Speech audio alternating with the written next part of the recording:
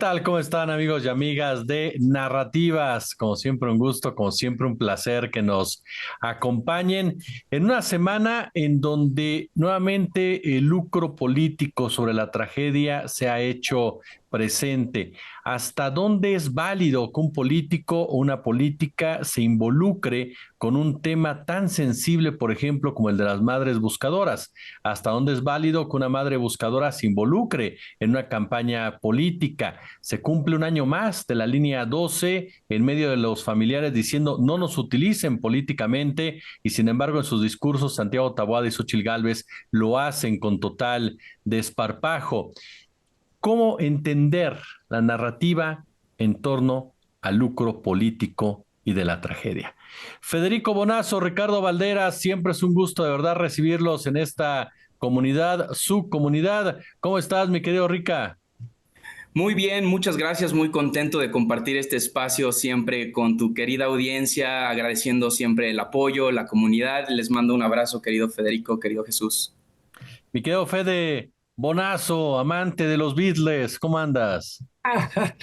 Ando de buen humor porque llevo 48 horas sumergido en canciones de los Beatles, que bueno, toda la vida llevo ahí, pero eventualmente cuando me doy estas inmersiones, los Beatles me curan mucho el corazón, me hacen volver a creer en la humanidad, y entonces estoy repartiendo amor por las redes sociales.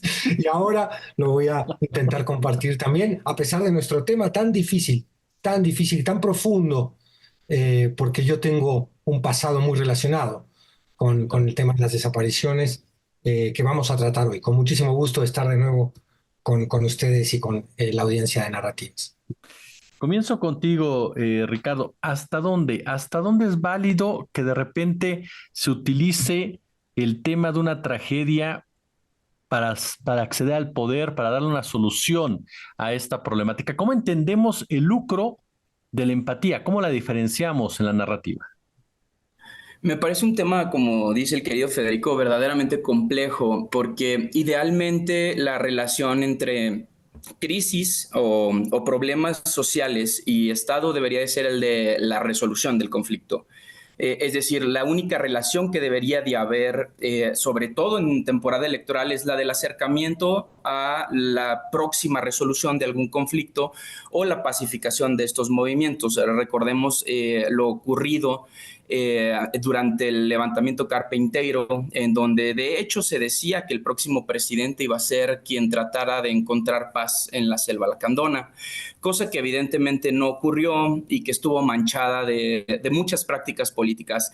Esto lo estamos viendo, este modelo de prácticas políticas, pues sacando beneficio de alguna manera de los movimientos sociales, tiene que ver por dos vertientes. Una, la necesidad de los movimientos sociales por ocupar espacios en la función pública que atiendan de manera especializada los problemas que ocurren día a día en las sociedades, y el segundo, el interés político, ¿no? De hecho, hay gente que legítimamente quiere acceder a un cargo público y que ve en el activismo alguna especie de ruta correlacional entre el ejercicio de la función pública.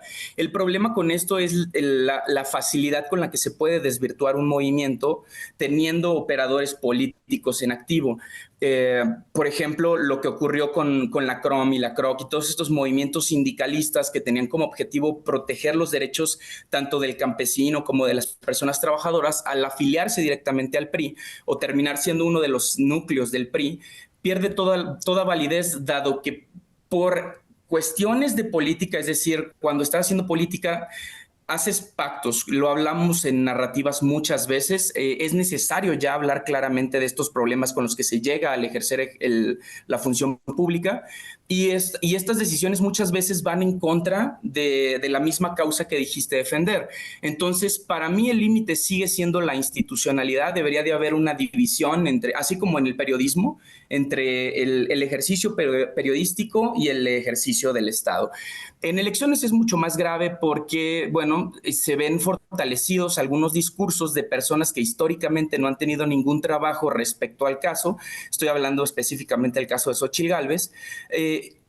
abanderado por una causa que, si bien nos duele a todos, en realidad no es la causa de principalmente uno de los partidos a los que ella representa, que es el PAN, ¿no? La crisis de desaparecidos detona justo con la guerra contra el narco, y acá habrá que tener la discusión respecto a si un espacio en una curul arregla la problemática que ahora aqueja a las madres buscadoras. Esperemos que sí. Y que no termine esto en pues una difuminación de la causa social. Este punto que toca Ricardo, mi querido Federico, es decir, partidos políticos, candidatas, caso concreto de Xóchitl, lo vimos con Santiago Taboada también en cuestión de la comunidad lésbico-gay, que de repente se abrogan banderas que nunca han defendido o que sus propios partidos jamás han visto por las mismas causas e incluso han originado muchos de los problemas que se están enfrentando. Así es, una terrible hipocresía que más que terrible yo diría inmoral. Eh, yo antes que nada quisiera posicionarme justo, moralmente sobre este tema antes de iniciar cualquier tipo de reflexión, que es, y estoy seguro que ustedes coinciden, queridos amigos, que es, diferenciemos las situaciones y los problemas. Parecen el mismo, pero no lo son. Una cosa es la causa de las madres buscadoras, de los familiares de los desaparecidos. En México estamos buscando más de 100,000 personas desaparecidas. No lo podemos olvidar nunca eso. Yo no concibo acaso, no se trata de hacer una competencia entre dolores, porque es algo tan absurdo como tonto, pero creo que no concibo uno que es papá, no concibe un dolor, una angustia más grande de la de tener un hijo desaparecido. Eso atenta contra el instinto más elemental de una madre y de un padre, que es el de cuidar, proteger a tu hija o a tu hijo. Te ponen la situación de inmediato, instintivamente te coloca en una angustia que yo no sé cómo muchas de estas personas tienen el valor de enfrentar, el valor de encararlo incluso públicamente. Las respeto, las admiro muchísimo. Nunca olvido los rostros de las madres y los padres de Ayotzinapa en las marchas cuando los acompañamos, que vienen con estas sandalias, ¿no? Con esta vestimenta rural que indica tantas generaciones de oprobios, ¿no? Con el retrato de sus hijos en el pecho. No concibo causa más importante para el Estado, incluso quizás a veces que la pobreza o otras causas que son absolutamente legítimas y urgentes, que la de encontrar a los desaparecidos.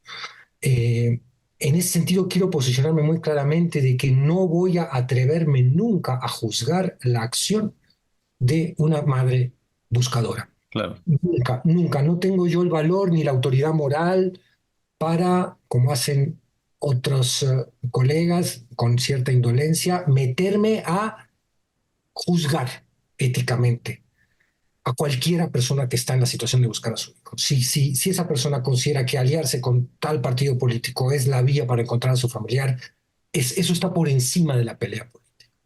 Ahora, dicho esto y enmarcada esta esfera de la problemática, la ponemos tantito de aquí y entramos con otra que es el uso político del dolor, es decir, el tema de este capítulo de narrativas.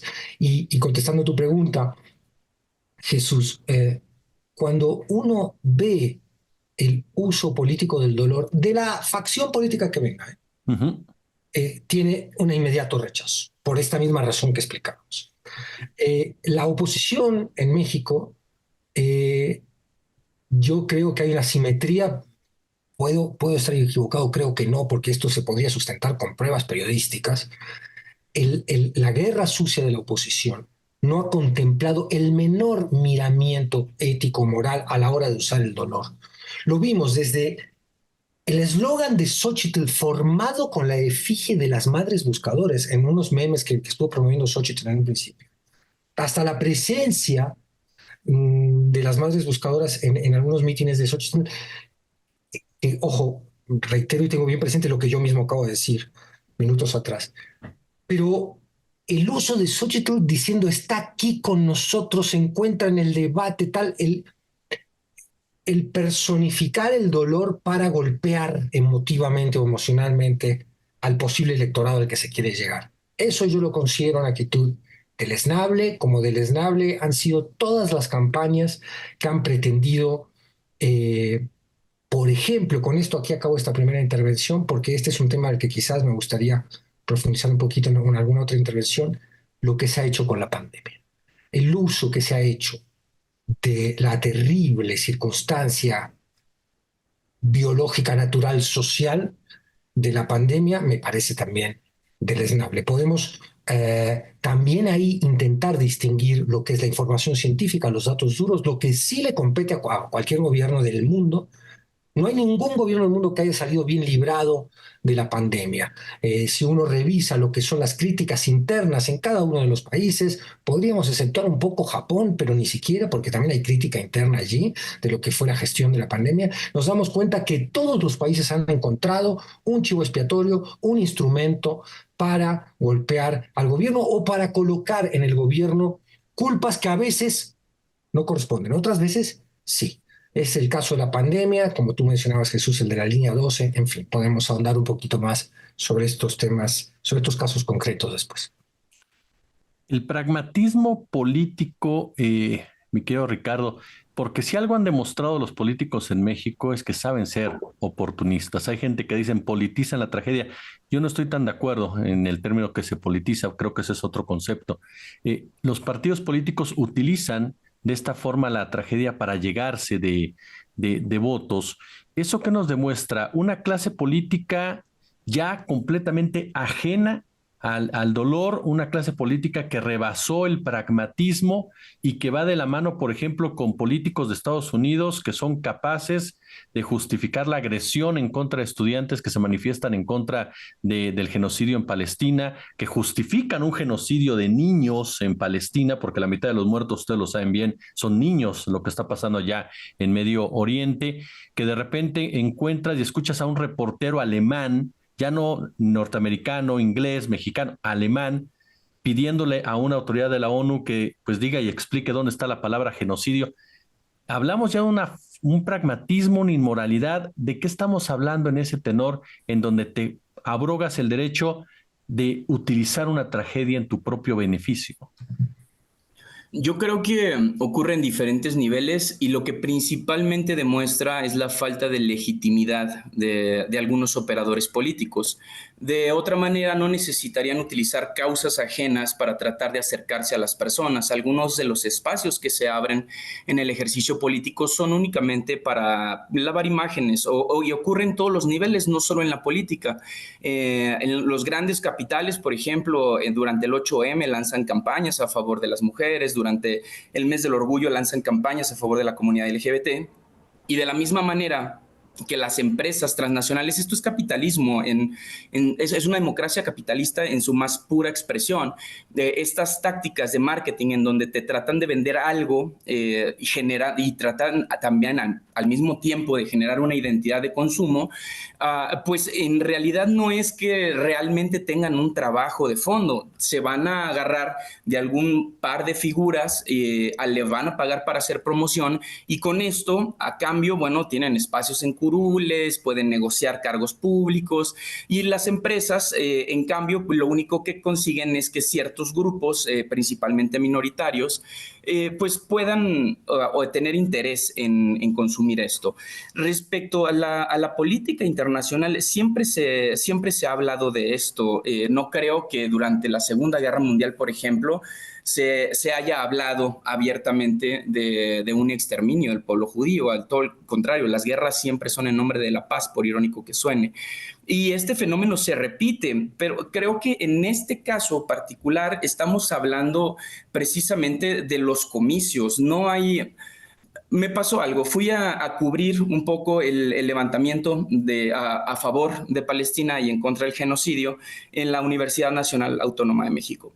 Pocos de mis tweets tenían tantos mensajes de interacción con tanto odio, asegurando que, por ejemplo, deberían los estudiantes de pronunciarse en contra de las emisiones de carbono, de las desapariciones en México, de un montón de problemáticas nacionales, y decían que estaban despolitizados. Yo creo que al contrario, y que una causa no invalida la otra, pero sí hay muy poco espacio para que la gente ejerza fuera del Estado, fuera de la institucionalidad, este derecho, el derecho a la queja, el derecho al reclamo y al intento de la resolución del conflicto.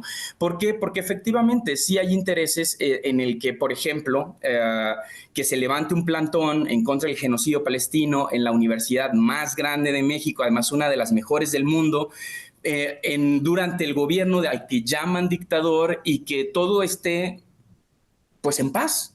A diferencia de lo que está ocurriendo en Estados Unidos, en donde las fuerzas policíacas están expulsando a los grupos de activistas de las universidades, incluyendo profesores y alumnado.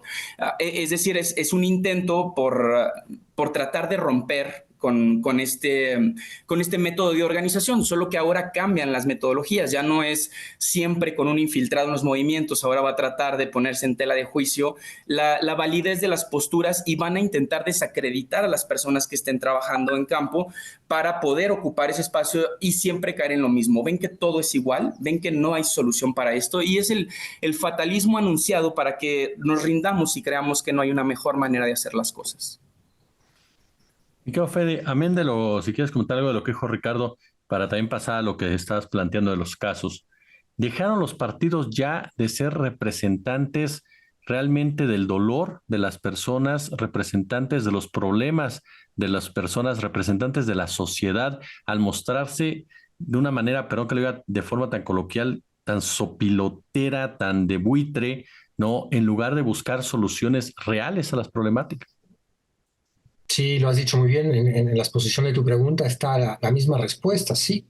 Han dejado de representar reclamos sociales que muchas veces dieron origen a los mismos partidos. Por ejemplo, el PAN aduce que un elemento fundamental de su identidad de origen es la pelea por la democracia ante un sistema autoritario o de un solo partido.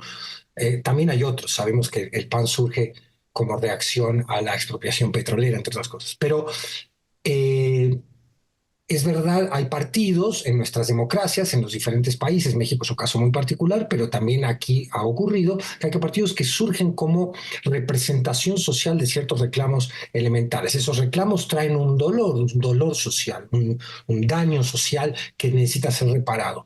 En la crisis de representación política que estamos viendo extendida en todo el mundo, los partidos han invertido, y tú lo dijiste muy bien, de manera sopilotera, lo que era la razón de ser por el uso eh, político del dolor.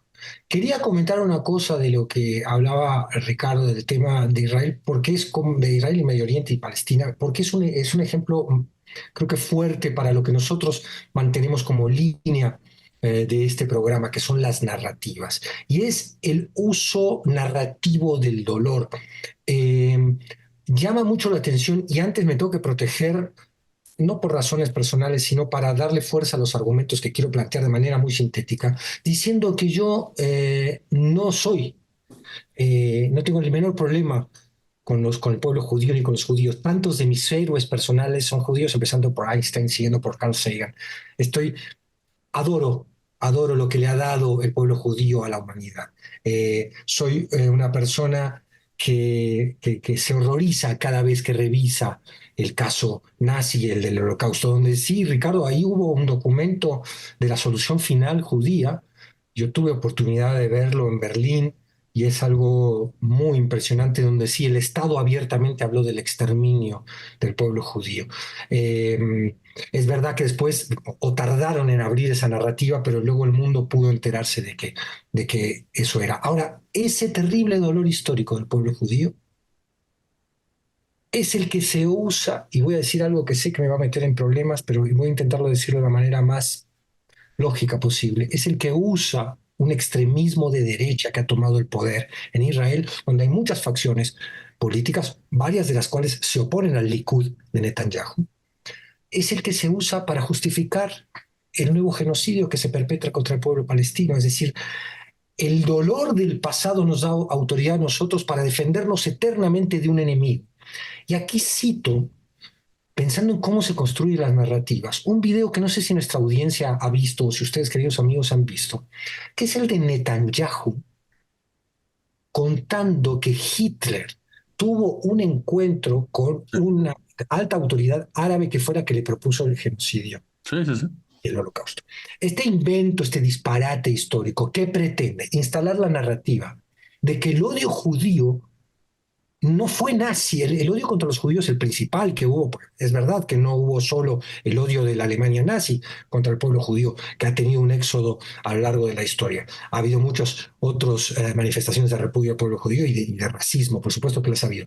Pero indicar que el holocausto es causa de una mente árabe es la perfecta justificación para avanzar narrativamente sobre una enorme cantidad de personas que incluyen a los que se oponen, como bien los señala Ricardo y lo señalabas tú también en tus redes sociales, Jesús, en México, a la libre expresión de estudiantes y de personas que consideran que lo que se está cometiendo son crímenes de guerra, masacre de niños inocentes.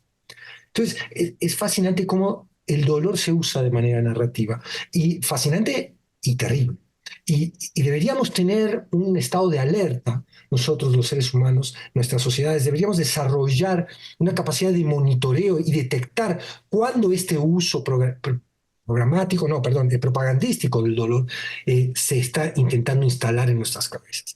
Saberlo detectar y rebelarse de inmediato ante eso, es decir, no, por aquí no.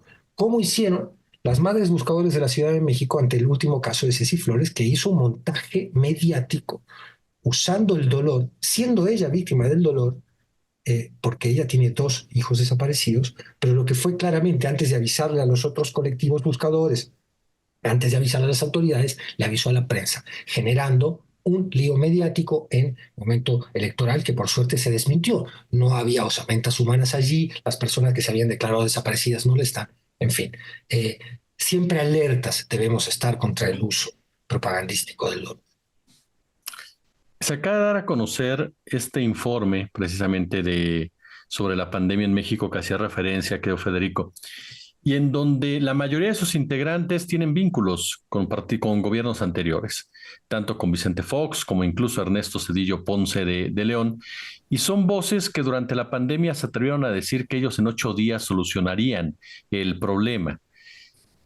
Esto, mi querido Ricardo, nos pinta de cuerpo entero a una clase política que ya no entiende que no entiende. Es decir, ¿cómo te atreves a decir, y ustedes lo argumentaban bien al principio, cómo te atreves a decir, sabes qué, se hizo muy mal cuando al mundo le fue mal? ¿Cómo te atreves a decir, no se trató como se debería cuando se recibió un sector salud totalmente descobijado en beneficio de la iniciativa privada? ¿Cómo te atreves a decir, no funcionó cuando en realidad pues no funcionó en ninguna parte, porque es una pandemia que nadie de nosotros había vivido en toda la historia y que difícilmente se va a volver a presentar de aquí a unos cuantos años? Entonces, ¿ya se cruza esa línea, querido Ricardo?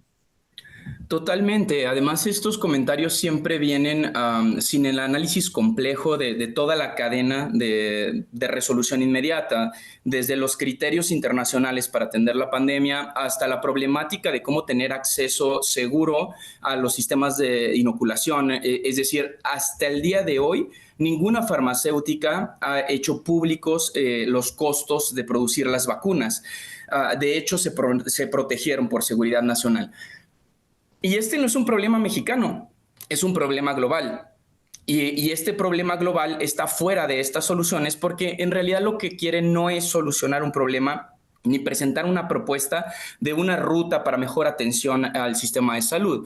Para empezar, yo creo que esto nunca se lo tomaron muy en serio en ninguna parte porque es bien sabido en toda América Latina que México tiene uno de los mejores aparatos o las mejores infraestructuras para inocular a su población. Es decir, la atención a vacunación en México es de las mejores del mundo. Entonces, cuando escuchaban esto por fuera, pues en realidad no le prestaban mucha atención. El problema es lo peligroso del discurso y cómo se les hace fácil, justo por el descrédito y por estas ganas de generar conflicto en una situación de crisis, e insisto, aquí también es importante posicionarse, no quiere decir que no se critiquen ciertas cosas, ¿no? Yo mismo publiqué la cantidad de clínicas especializadas para atención al VIH que cerraron durante la pandemia para atender COVID. Esto es observable, es criticable, se puede poner en tela de juicio. Yo creo que es necesario que hagamos este tipo de análisis y que presentemos pruebas, ¿no? Es decir, pues aquí antes había una clínica para atender a personas con VIH y ahora no hay. Los estudios están retrasados, no sé, digamos cosas muy tangibles, pero ya este esquema de especulación, el llamado a la insurrección en temas de salud nacional, pues ya roza incluso en lo criminal, amigo, porque la gente te puede hacer caso y puede creer que de verdad está ocurriendo algo muy horrible, cuando en realidad lo que hay es una discusión política. El problema es justo la falta de claridad del por qué estamos diciendo las cosas. Creo que tenemos que empezar a encontrar estos espacios de diálogo en donde digamos, bueno, esto viene de aquí, esta es mi postura y la estoy diciendo por tal o cual cosa. Otro es que principalmente los medios de comunicación, que estamos todo el tiempo presentando información nueva, tenemos que cada vez tener metodologías más claras y transparentes para que sean la propia audiencia la que llegue a sus resultados más allá de lo que nosotros podamos investigar. Esto es indispensable, porque si no vamos a seguir invirtiendo un montón de dinero en laboratorios de fake news, que a mí me gusta llamarles paparruchas porque en español es más bonito. Y al final lo que yo digo cuando me mandan a un taller de fake news es ¿y en dónde están las real news? Los discursos de los políticos, por absurdos que sean, no son sujetos a derecho de réplica. Entonces hay una construcción muy compleja de la verdad y parte de ahí, de la necesidad de cada vez ser más transparentes en cómo llegamos a la conclusión que estamos compartiendo con la audiencia y evidentemente la ley de derecho de réplica le urge una modificación para que los funcionarios públicos, sobre todo en tiempos de campaña, pues no puedan sacar declaraciones de la manga, aparecer en los medios de comunicación y tener cero responsabilidades al respecto. Nico Federico, ¿cómo valoras este tema que lo ponías en la mesa de la pandemia? ¿Y cómo la vinculamos con la línea 12? ¿Cómo lo vinculamos ahora con las madres buscadoras? Y concretamente el de la pandemia a mí me interesa por razones científicas. Le recuerdo a nuestra querida audiencia que yo estudié la carrera de biología, luego la abandoné por la música, pero siempre he estado interesado en el tema de la biología. Me fascina y me fascina el mal uso que se hace de cierta concepción de la biología, de la naturaleza o científica para el golpeteo político. Yo por eso me tomé muy en serio cuando vi que salía el libro de Daño Irreparable, creo que se llama el de Jiménez Fibie, Mm.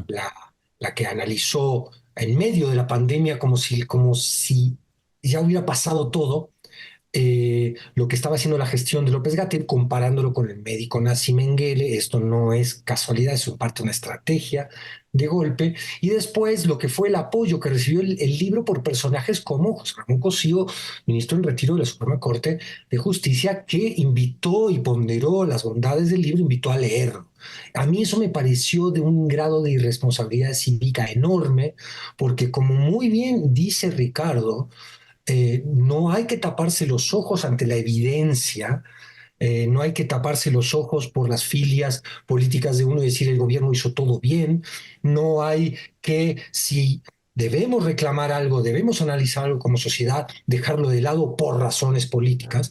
Pero eso es una cosa muy diferente a avalar, invitar, ponderar, invitar a leer y ponderar lo que es de manera evidente un ataque político. En este libro veíamos disparates como la sugerencia de que se planificó la muerte de adultos mayores por parte del presidente y de López-Gatell. Ese delirio, pues, no tiene ningún asidero en la evidencia. Entonces, la principal herramienta del científico es la empírica, la evidencia. Si uno pretende hacer un informe técnico, no puede brincarse la evidencia alegremente. Y otra cosa que pasa en estos libros, y pasa un poco en el informe, que no está tan mal hecho como el libro de Jiménez Fibie, pero que tiene evidentes tintes políticos, es la sobreadjetivación. No podemos estar diciendo todo el tiempo en un informe técnico, usando palabras como devastador, terrible, porque esa adjetivación va directamente a la emoción del que lee. y no va a la cabeza, que es lo que todo informe técnico debe apelar, al razonamiento, a que sea parte esa información, esa deliberación de la discusión pública. Me parece gravísimo el uso de la pandemia y muchas veces cuando el uso doloso de la pandemia, y acá hago un énfasis en la palabra doloso, porque lo que se le imputa al gobierno no es que haya podido cometer errores de cálculo. Eh, lo vimos en ciertas desavenencias que hubo entre el gobierno de la ciudad por parte de Claudia Sheinbaum, que fue bastante más estricta con algunas medidas que el gobierno federal que conducía y comunicaba López-Gatell. No estamos hablando de fallas que se pueden imputar a la magnitud de un evento así de inesperado, la terrible disyuntiva que tuvieron todos los gobiernos de no ahorcar a la población que necesitaba salir a la calle por el sustento y a la vez pedirle que se quedara en casa, que fue el énfasis que hizo el gobierno federal. Eh, es decir, esos matices nos hablan de que pudo haber errores de cálculo, pero nunca dolo. Y lo que vemos es que en este tipo de maniobras electoreras o golpeadoras al gobierno se imputa al gobierno de dolo. Y ahí es mucho más difícil probarlo, porque el dolo implicaría que hay una negligencia, ni siquiera es negligencia el dolo, es algo mucho más grave. Es justamente lo que insinuaba Jiménez Fibie, es la planificación, ¿sí?, del daño social. Dolo hay en el gobierno de Bolsonaro, cuando quita las ayudas a los pobres, o dice vamos a destruir el Amazonas. Dolo hay en el gobierno de Javier Milei ahora en Argentina, pero no hubo dolo, o deberán probarlo, y hasta ahora no lo han probado de parte del gobierno federal mexicano durante la pandemia de COVID-19. Hay un punto, y esto se los pregunto porque también fue parte de este debate en estos días, en donde cuando se habla del lucro de la política, se asegura todos los partidos, todos los líderes, todos los personajes. Y algunos con el afán de minimizar tal vez o de normalizar lo que pasa en esta relación de Xóchitl, Ceci Flores, la línea 12, la pandemia, dicen, bueno, López Obrador lucró también con Ayotzinapa. ¿Realmente lucró López Obrador con Ayotzinapa, Ricardo? ¿O cuál sería la diferencia en el manejo o lo que llevó a cabo López Obrador siendo candidato con el tema Ayotzinapa con lo que vemos ahora? Yo creo que indiscutiblemente hay una deuda pendiente. Esto no podemos cerrarnos los ojos y simplemente dar por bueno. Pero la diferencia es que el contexto político, él no provocó ninguna masacre de estudiantes. Incluso invitó a una serie de expertos y expertas a tratar de resolver el conflicto. Acompañó desde la institución, que era justo la diferencia que yo intentaba marcar en un inicio de la discusión. Si bien es cierto que él como candidato se acercó a diferentes movimientos sociales y algunas integrantes de estos movimientos sociales se adhieren al obradorismo, no lo hicieron como tal en la campaña, lo hizo desde siempre. López Obrador es una persona que ha recorrido todo el país y que conoce perfectamente, estado por estado, cuál es, digamos, la crisis que arremete. Yo estoy totalmente seguro que él sabe perfectamente que, por ejemplo, Jalisco es la entidad con más desaparecidos del país, que Guanajuato es la entidad en donde más se roban gasolina del país, que el corazón ahora de los opiáceos sintéticos es Aguascalientes. Es decir, estas problemáticas que generan construcciones sociales en búsqueda de justicia y verdad aparecen siempre en temporada electoral, porque por un lado las comunidades van a intentar generar puentes entre las administraciones y por otro lado López Obrador llega a la presidencia en un contexto de mucha crisis. Y el problema de un país como lo toma López Obrador es que requiere de un cambio profundo y las condiciones no estaban planchadas para eso. Necesitas un trabajo largo y 6 años no van a arreglar absolutamente nada. En ese sentido, yo estoy de acuerdo con la reelección. Por ejemplo, hay proyectos de nación que duran mucho más tiempo que 6 años. Sin embargo, estas son las condiciones democráticas y respecto a si López Obrador hizo uso político de esto. Bueno, seguramente sí, simplemente no con el descaro de formar parte de los grupos que construyeron esta crisis humanitaria y siempre con las puertas abiertas para generar una resolución de los conflictos, de los cuales cada que sale se acerca a alguien a contarle. Es decir, este país es el país de la crisis y bueno, él hizo lo que él consideró que era correcto y a mi parecer creo que sí hay una gran diferencia entre simplemente abandonar una causa desde el origen, es decir, tú eres el problema y también la solución. Yo creo que esto no es así, hay cosas que hay que cambiar previamente a solo proponer una respuesta. Hay complejidades en este país que requieren mucho más que solo presentar el conflicto, requieren condiciones, por ejemplo, parlamentarias, necesitamos una reforma judicial, la reforma judicial se gana haciendo reformas constitucionales, lo cual requiere forzosamente el 50% más uno de los diputados. Es decir, este aparato que dejan es tan complejo y tiene tantas trabas que la resolución inmediata va a ser compleja. Lo que sí hizo, por ejemplo, López Obrador es identificó a los niños orinando glifosato en la Sierra de Jalisco y avientó un decreto. Creo que la eliminación de fideicomisos por decreto era una manera de tener una respuesta rápida mientras se daban condiciones en el país para llegar a respuestas profundas. En cambio, el resto de políticos que estaban compitiendo, pues no había para dónde hacerse. No, José Antonio Meade, por ejemplo, al sujeto del PAN, que además está involucrado, Ricardo Anaya, que además está involucrado en varios procesos de despojo territorial en Querétaro. Es decir, no había para dónde hacerse.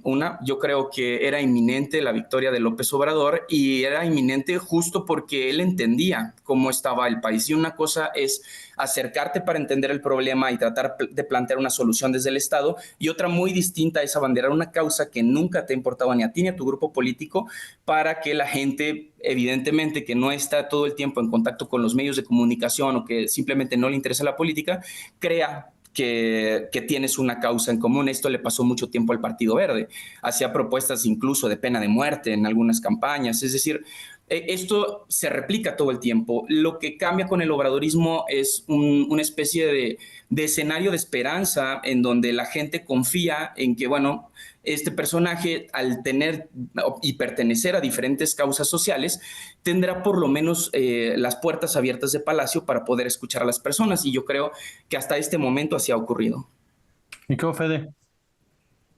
Distinguiría entre el uso político que pudo haber hecho López Obrador del caso Ayotzinapa, justamente con cierto cálculo que rayaría en el dolo que estábamos criticando, de la expectativa que generó la promesa presidencial de arreglar el problema de Ayotzinapa. Son dos cosas diferentes. De la primera yo creo que no. Estaría casi convencido de que no, pero bueno, tampoco tengo pruebas. Estoy convencido de que el presidente es una persona con sentido de la empatía por sus gobernados, que es una persona a la cual le duele la tragedia. Le duele tanto que a veces no le gusta hablar de ella, lo cual no siempre es lo adecuado. Y sobre todo cuando él no ha podido ofrecer las soluciones que había prometido para el caso Ayotzinapa. Pero una cosa muy diferente es pensar que el presidente usó con total cinismo, como dice tanta gente, y con desprecio e insensibilidad por los familiares de Ayotzinapa el caso para llegar al poder o para lucirse.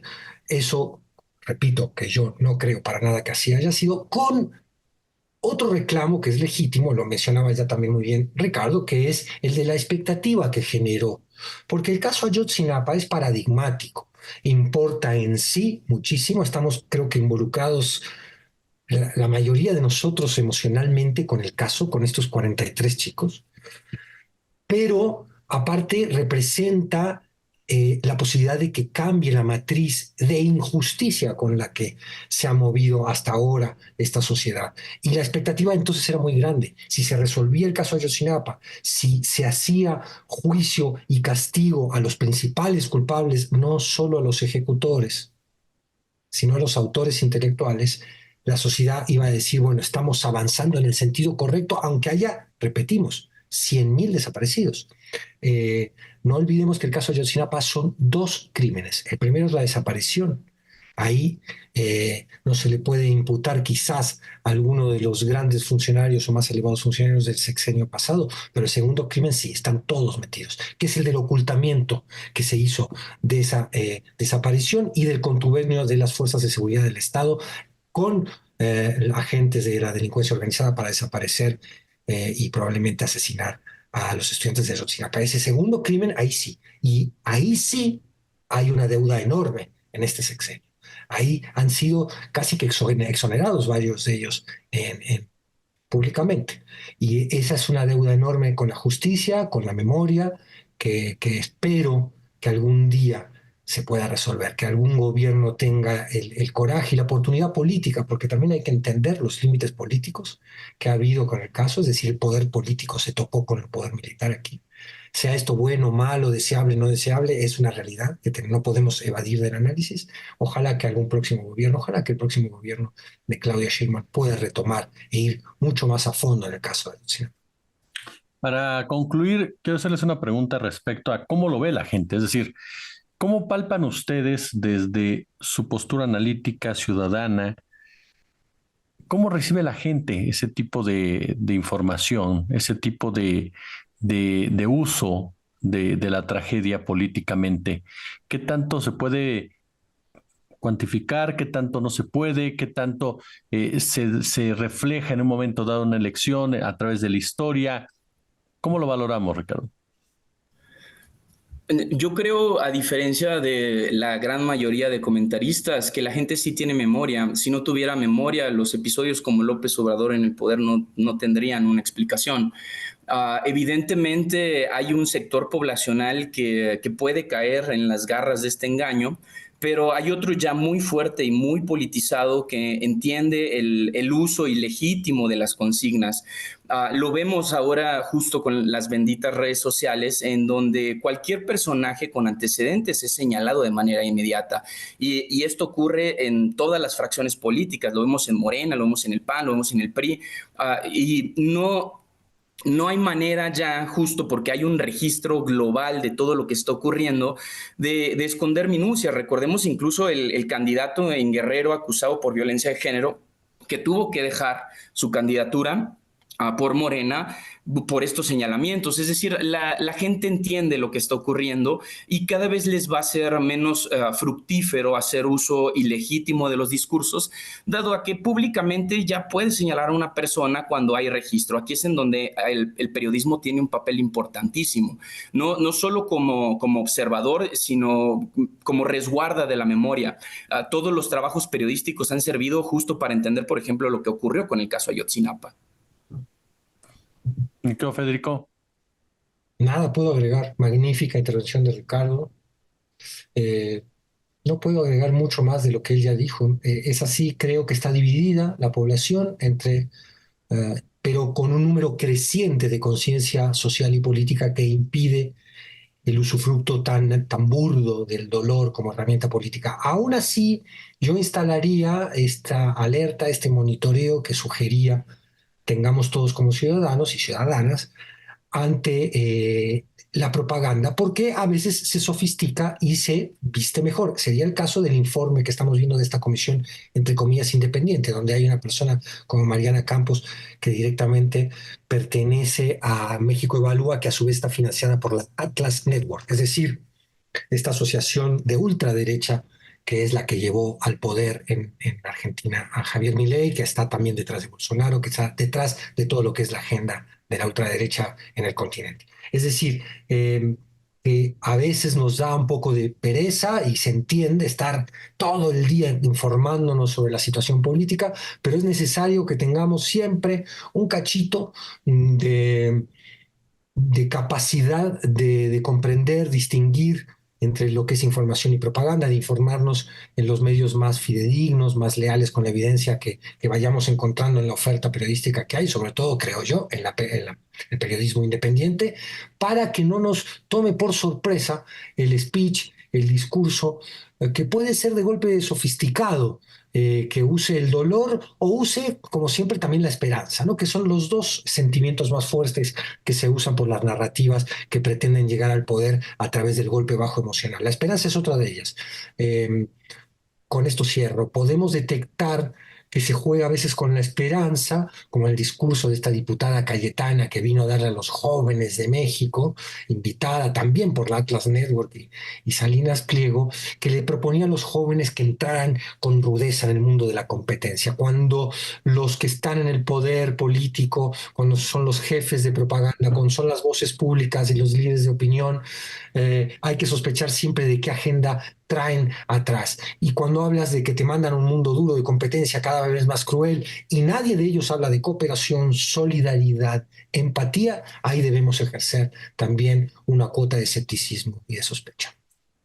Ahí lo tiene usted, amigos y amigas de Narrativas. Yo, como siempre, les agradezco el favor de su atención. Les pedimos, por supuesto, el super chat, el super gracias en este capítulo de Narrativas. Mi querido Ricardo Valderas, muchísimas gracias. Cora.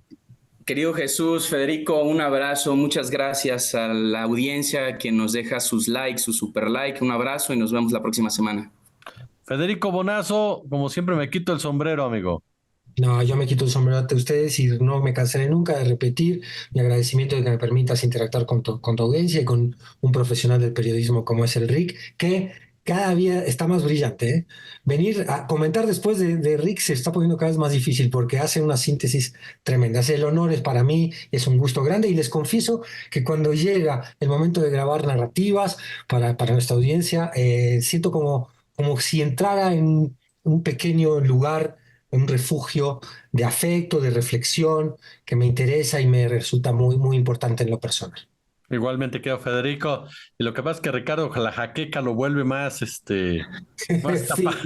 Me ayuda a concentrarme, Di. un héroe porque estaba hoy con una lasaña, como dirían mis hijos. Está con una lasaña muy grande, muy fuerte. Es de migraña, ¿no? Como siempre, un gusto, como siempre, un placer.